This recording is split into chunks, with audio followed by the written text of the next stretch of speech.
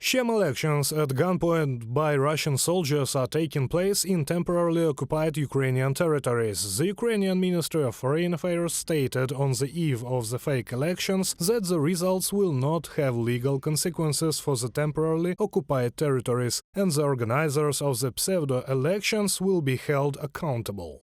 All persons involved in the conduct of pseudo-elections, including the leadership of the Russian Federation, representatives of occupation administrations, and electoral bodies, must be brought to account. We also initiate the imposition of new international sanctions against them, from a statement of the Ministry of Foreign Affairs of Ukraine.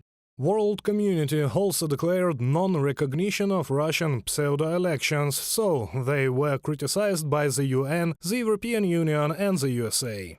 Russia's actions demonstrate its blatant disregard of UN Charter principles like respect for state sovereignty and territorial integrity, which underpin global security and stability. The United States will never recognize the Russian Federation's claims to any of Ukraine's sovereign territory, and we remind any individuals who may support Russia's sham elections in Ukraine, including by acting as so-called international observers, that they may be subject to sanctions and visa restrictions. Antony Blinken, U.S. Secretary of State, on the website of the U.S. Department of State. To legitimize the pseudo-elections, the occupiers attracted so-called international observers. They do not represent authoritative organizations such as an OSCE. And moreover, according to Russian laws, these so-called observers are approved directly by the country's leadership. Everything is done for the appearance of legitimacy. The illegal elections being held in the occupied territories of Ukraine can be seen as an attempt by the Kremlin to demonstrate its control over these territories, when that control is challenged on so many other fronts. The intention is to project an image of normality. Ben Noble, Associate Professor of Russian Politics at University College London, from an article of The Guardian.